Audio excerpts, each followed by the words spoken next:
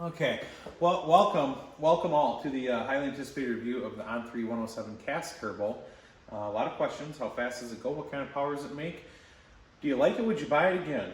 We're going to try to work through them all one by one, but before we start, I feel like we should probably talk about the test subject at hand. It's my car, 68 Camaro. It is a 4-link back half car. It weighs 3,100 pounds with me in it, yours truly, so that means it weighs about 25 without. 3,100 pound car. It is a stock bottom end 5.3 LC9 aluminum block. It's got stock 799s on it. The camshaft, I get a lot of questions. I don't think I've ever told what exactly the camshaft is. It's not really top secret, but if you're wondering, the camshaft we used all of last year was a 243, 245, 613, 613, 116 plus 4. Is it a magic camshaft? No. It's kind of large, not really by today's standards though. On motor, if I remember right, the tire made somewhere around 300, something like that. Not much to be expected, I guess. With the 799s, I think, and the flat tops, it ends up somewhere 10 and a quarter to 1, something like that. Anyhow, that's the test subject. The other piece about my combo that's obviously going to change how this, it's obviously going to change how this turbo reacts is the converter. It is an FTI converter. FTI uses 8 or 9 inch cores. 1/2 inch incrementals are popular as well. A lot of guys run like a 9.5 inch converter. So this is a 9 inch converter. The stator in it is an 1835. Just for a point of reference, when this thing's turned up on a normal level, around 30 pounds, it hits around 7,100 RPM.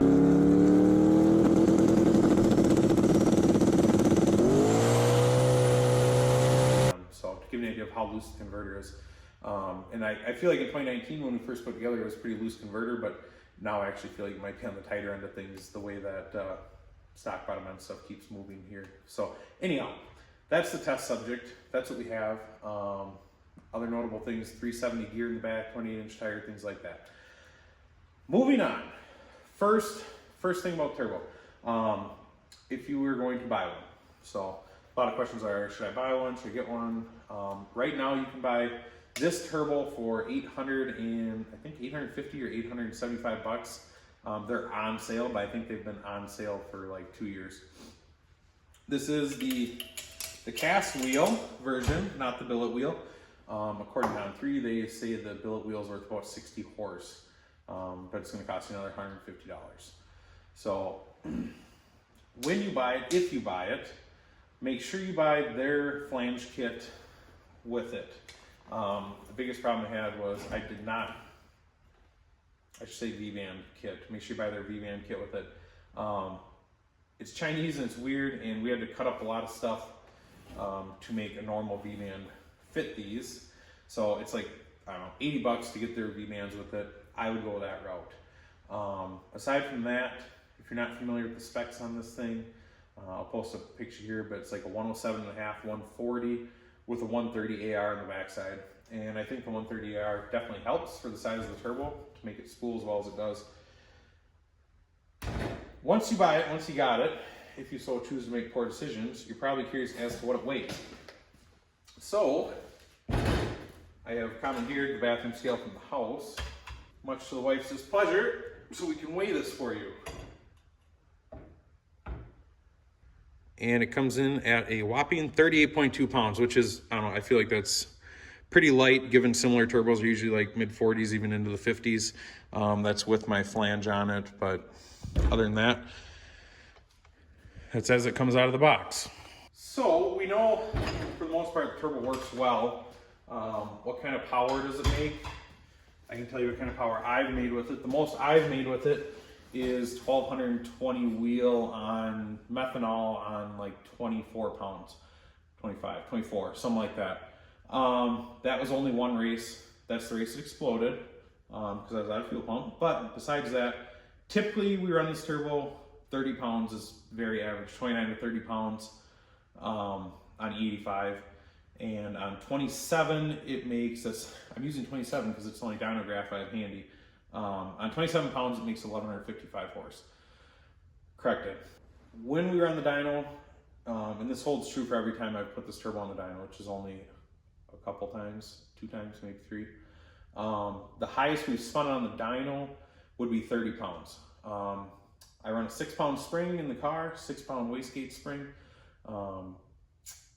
And at 30 pounds, I'm using 24 PSI of dome pressure. So non-scientifically, that would tell me that the turbo is still very efficient between 27, 30 pounds as far as I've taken it on a dyno. I don't have any back pressure sensors, but I think looking at 1-to-1, we can say it's pretty efficient so far. And given the power it made, I'm definitely not disappointed. So I guess to get the first question out of the way, would you buy it again? Yes, I would. I've been beating the tar out of this thing for 19, 20, 21, basically 3 years, we'll call it a year and a half. 19 was a short season, 21, the turbo came off in June. So, but looking at the logs, I think I figured there's about 50 to 60 passes on the turbo, like true passes, not like aborted passes or anything like that. So the short version is yes, I would buy it again. Longevity, it's obviously from China. So I've got my dial indicator here, so we can take a peek. I talked to On3 just a couple minutes ago. They say 0 on end play on the shaft. Seems very optimistic at 0. I feel like it came out of the box with more than that, but we'll measure what it is now. Obviously up and down, it's an oil fed turbo, so it's not fair to really measure that, but we can measure the in and out play on it. So we'll get this set up. All right, this is about as close as I can get you to the action. So I've got zeroed out. I get it, this isn't super scientific and I'm not a machinist, so I'm doing my best here. So we're at 0, all the way down, and we're at 6. Oh, yeah, 6. Yeah, 6 and, I don't know, 6.5, 7 thou. It's obviously not 0 as they were hoping for. So at what point does it turn into a Chinese throwing star? I don't know. 10? Am I going to run it for another year? Yeah, probably. It's never, you guys can see that. I've never had any issue with smoking or leaking oil or anything like that. It's probably because I starve it. They recommend a 6 feed. As you can see, I run a 4, and they recommend a 12 drain. I run a 10. So maybe that's why it doesn't smoke and that's why it doesn't leak. There's never been any contact inside the housing on either side. So I don't know, so far so good. It hasn't exploded, it still does its job. Overall, I'd say I'm pretty happy with it. So that's kind of like the mechanical gist of it, as far as explosions go, things like that. As far as performance, like I said, on 27 pounds, it makes 1155 with a 1-to-1 ratio on dome. IATs, I do not run an intercooler. It's on 85. On average, the highest IAT I'll see is 145, 150. I know, hold your thoughts. I've tried multiple intake air temp sensors. We've logged past the run after it. It's, as far as I can tell you, it's accurate. It hasn't melted the sensor out of it, so I don't think it's 350 degrees. It makes the power, so it seems happy. I understand that that's kind of a low number, but if you've seen the car, it's got like 6 feet of charge pipe. I don't know if that's helping or hurting it, but either way, I think the highest I've ever seen is like 151. It was a very hot day and we were beating the tar out of it. But on average, like when we were in Thunder Valley in the spring, 115 at the 8th, 120 sometimes. It's always done pretty well. Other notes on performance. The fastest I have been with this turbo is 512. That's past the car came apart. That's also the pass where I attempted to max the turbo out inadvertently and we made 52 pounds. I'm not even gonna go in there and try to give you like some accurate information on the 52 pounds pass. I don't run air fuel. My map sensor is maxed out. My dome pressure sensor is maxed out. I can't really give you any accurate information. All I can tell you is the fastest I've been with it is 512. The fastest I've been with it not on 52 pounds, on 30 pounds would be like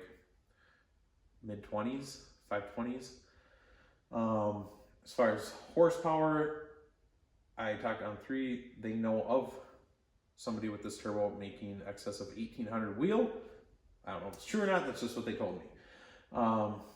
So I guess there you have it. Would I buy it again? Yes. Do I think it makes good power? Yes. Do I think it's going to explode in the first year? No. If this was a street car and you drove it every single day, maybe it's a different story. I'm not sure. All I can really tell you is what I know about the turbo. And so far, I'm pretty satisfied with it. For the money, for $900 turbo, I think I actually paid like $990 at the time when they first came out. And they've just gotten cheaper. So would I buy another one? Yes, I would definitely buy another one. With the new motor this year, we're obviously going to make a little bit more power. I'm hoping, and maybe I'm being way too optimistic, but I'm hoping to make like 1350, 1400 pretty consistently on the new setup. We'll see. That's going to be on methanol. Somebody also asked about what kind of racing I plan to do next year. We're done index racing for a while. Turbo's going back on.